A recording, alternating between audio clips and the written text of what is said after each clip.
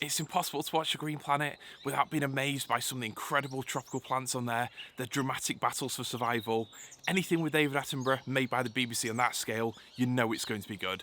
But this time round, with the incredible cinematography, the swooping drone shots, the time lapses, I think the plants have really been brought to life. But can you create a similar jungle effect in a UK garden? Well, that's entirely what I wanted to do here.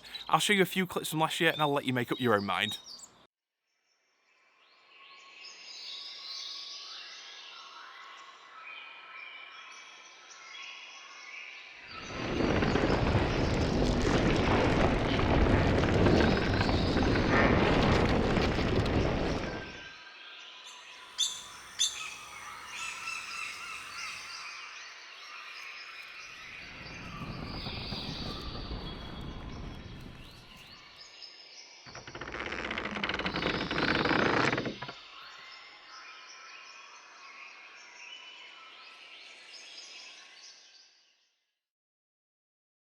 Obviously, the slightly dubious jungle sound effects, they definitely help, but for me, growing a tropical or jungle style garden here in the UK, it's all about the plants. And today's video is 5 different ideas of plants that you can grow in your garden that grow incredibly quickly, massive leaves, amazing foliage, that really bring the magic of the green planet to a UK garden. All those clips that you've just seen, those are from last summer, which is the gardener's first summer, so it's really developed quickly, and that's the amazing thing with a lot of these tropical style plants. A lot of the tree ferns, plants like these, they are quite slow growing, and those are brought from the old garden. But today I want to look at the fast growing plants that really bring that summer impact to your garden. So let's get on with it. There's some amazing exotics that we can grow here in the UK, such as palms like the Trachycarpus behind me, but today I'm not talking about the slow growing and potentially expensive palms like that. I'm talking about the fast growing plants, the ones that really grabbed me as a child, because my first interest were these alien-like plants that can grow incredibly quickly with giant leaves, and all 3 of those attributes absolutely fit the first plant I'm going to show you. Now unfortunately we can't grow giant water lilies here in the UK with those amazing spiky leaves that rapidly cover the water surface, but the plant I'm going to show you now, Gunnera manicata, is the closest thing to that. I will be looking at some amazing plants that you can grow from seed very soon, including later on in the video a couple that are great to get kids into gardening, plants that grow incredibly quickly in just a few months and put on some serious size. But before that, a little bit of an anticlimax. This is the Gunnera manicata, and it's currently a sleeping giant. Now they're dormant for winter, and what you do for winter protection is basically chop all the leaves off. If you search my channel for epic gardening, you can see my video of actually preparing it for this year, and what you see at the minute is basically a wigwam of the old leaves protecting the crown of the plant, and that's all you need to do for winter. But for Gunnera, the transformation from this to the summer form is absolutely incredible, and I'll show you a couple of clips of what that plant looked like last summer. The leaves are absolutely massive, and my plants are still only babies. The leaves got to around 1.5 meters across, but those can potentially get to 3 meters across. I don't know if you've been down to Treby Gardens in Cornwall, but there you can walk through a field of them and they absolutely tower over you. With massive stems that are thicker than a man's wrist, these huge great big canopies of leaves, they're absolutely incredible plants and they grow incredibly quickly too. So in a couple of months time, those new leaves will be pushing through, at which point I take the old leaves off and those leaves rapidly grow up. Until around late May time, you've got these huge leaves that have appeared out of nowhere. I don't think any plant dominates a space just like a Gunnera can. A couple of growing tips for Gunnera. Well, firstly, like any big leaf plant, they need a lot of energy to really put out the big leaves. So for Gunnera, a good rich soil is really important.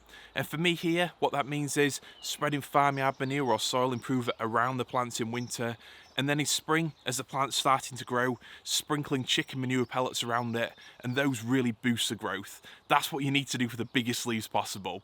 But if you've got a good rich soil anyway, and the right shelter spot for it, this Gunnera can get absolutely massive without any additional feed. But probably the key ingredient that you need to get the biggest plant possible is water. Gunnera, they're very thirsty plants, and despite coming from Brazil, they like to grow in places near water. So to get the Gunnera to the biggest size possible, ideally it needs to be in the ground, and it needs to be somewhere with damp soil or get a lot of additional water in. It's not the best plant if you've got very well drained or sandy soil, but if you've got quite a naturally damp soil, there's no better plant to deliver huge impact and massive leaves to your garden.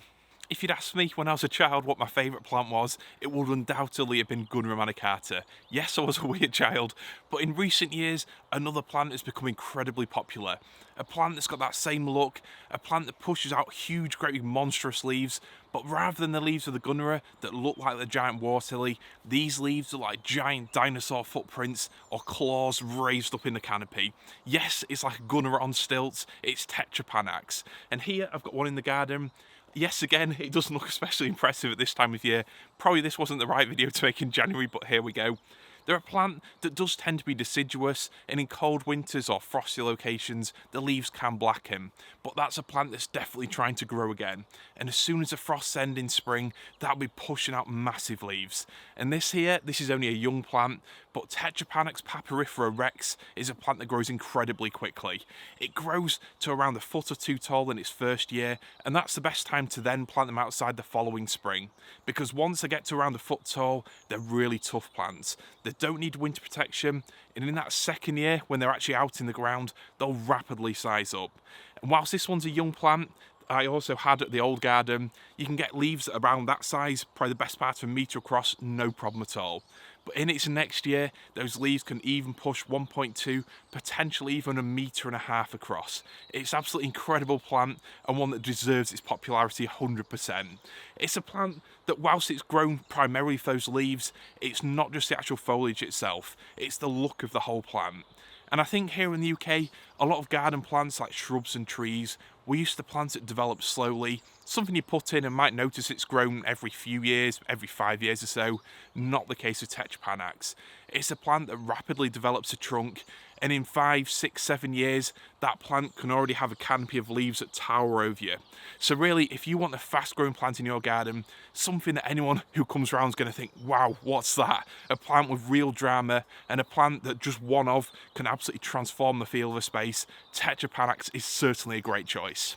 So those are two amazing exotic plants that for me, they've got it all. They're fast growing, very easy to look after, giant leaves, an incredibly alien-like sort of appearance. They're incredible plants, and like I said, so easy to grow. So even if you're not interested in gardening as such, perhaps you bought your first house and garden and you want to plant something that's got real attitude, those are great choices. And what I'd recommend is wait until spring, pick up a small plant, wait until the last frosts are finished for your area, and then plant it out. And that way it's got a full season to really develop and settle in before it gets cold again. But those plants are best bought as plants. Now once look at another plant, you can either buy it in a small pot or try and grow it from seed yourself. And that's something that I'll be doing this spring. And the first two plants, they were monsters, but this one, it's one of the fastest growing trees in the world. And to give you a clue what it might be, can you remember that first episode of The Green Planet, the tropical jungle one? We saw what happened as a large tree fell and opened up a space on that forest floor. And those time lapses taken over that period of a year, we saw the amazing balsa tree saplings race towards the light, the vines try to pull them back down to the ground and really take over. It was an incredible battle, and there is a plant you can grow in the UK that really emulates that kind of look, and it's Paulownia.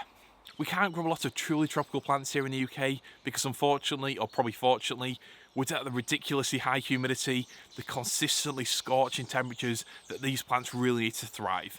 Plants like the balsa, those temperatures can help them grow up to 10 metres in their first year, which is actually ridiculous. But Paulownia, it's not a million miles behind that.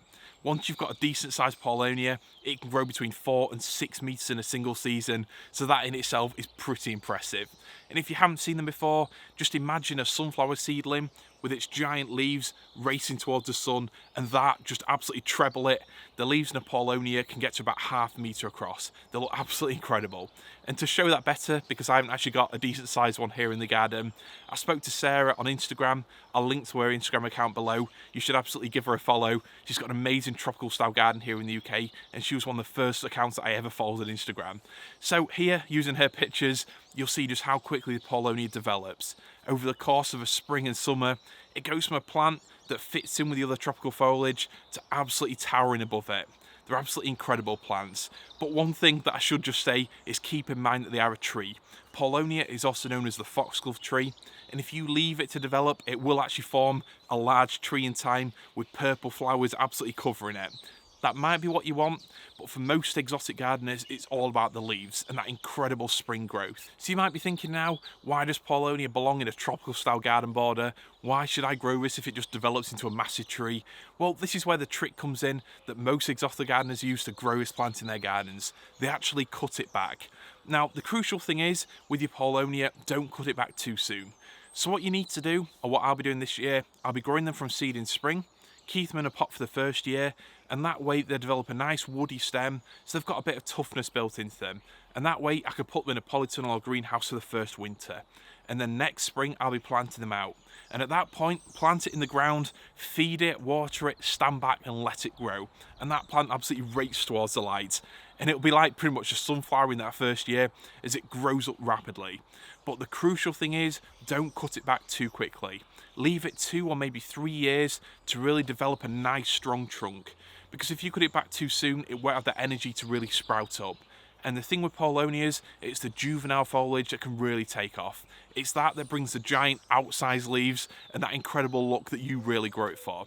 So what you need to do then, in the 3rd year, around winter time, chop it back, and in spring, remove all the buds apart from one. And that funnels all the plant's energy into that one bud, all that stored energy from the root system that's developed underground, and it'll absolutely race up. There's colossal leaves half meter across.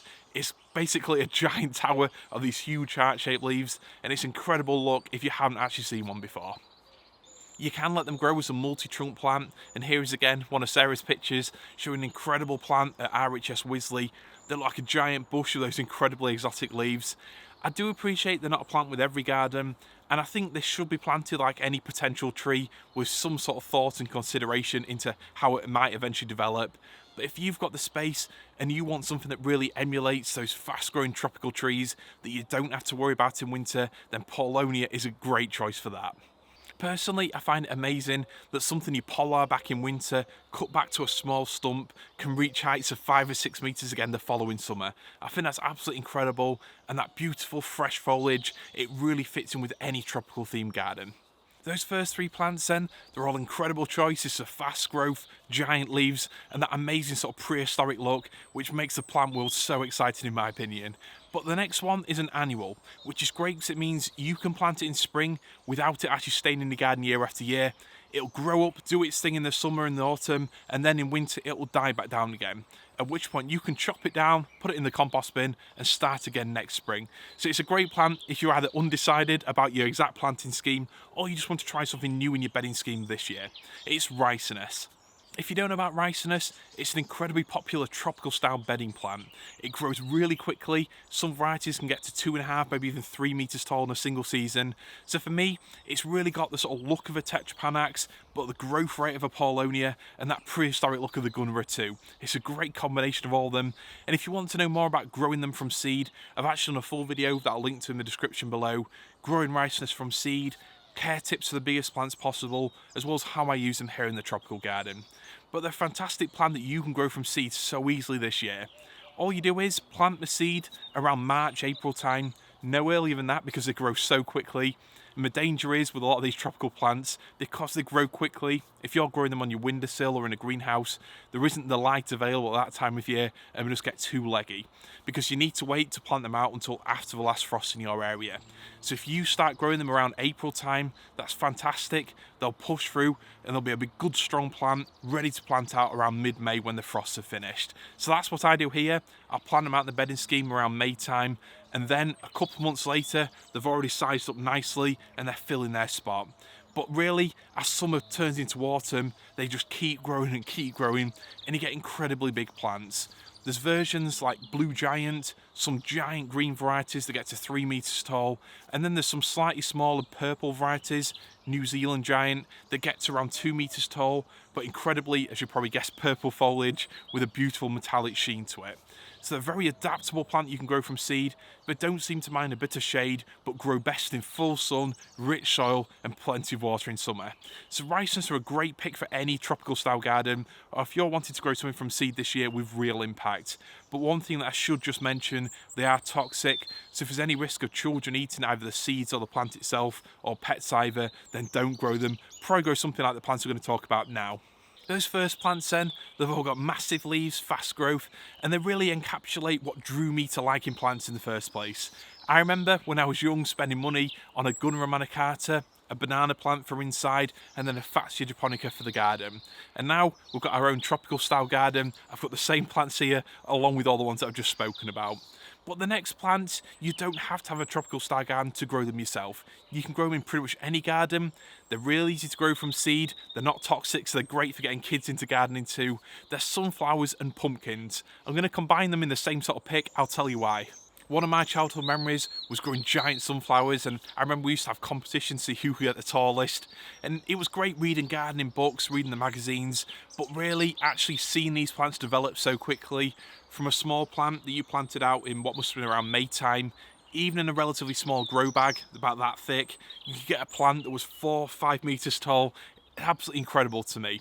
And it's something where if you want to get kids involved in gardening, I don't think there's any faster growing plants that have really got that visual appeal and the amazing sort of growth that can really draw them into it. So here, now we've got a tropical style garden. I still grow sunflowers and I still grow pumpkins too. I won't grow them every year necessarily, but for me the sunflowers, they really fit in with that tropical style look. You've got the big leaves, the fast growth, the instant height pretty much, and those amazing flowers too. How can you not like them? And when it comes to pumpkins, last year I had some soil to fill around the bamboos, and pumpkins were a great filler plant because they're cheap if you buy the seeds. You can plant them in May time, and within just a month they've already pretty much taken over their spot, and a couple of months later they've sent these vines out all around the garden and the pumpkins are already starting to develop. So I think really they're both visually exciting plants, they both deliver reliably, and they both need the same kind of conditions too.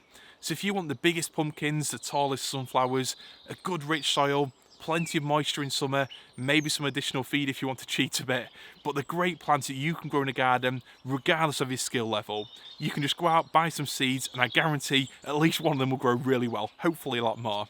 If you want some actual varieties to try, then pumpkins, Dill's Atlantic Giant is the one to go for. It's the one where, you know those giant pumpkins you see getting lifted on pallets? That's the one.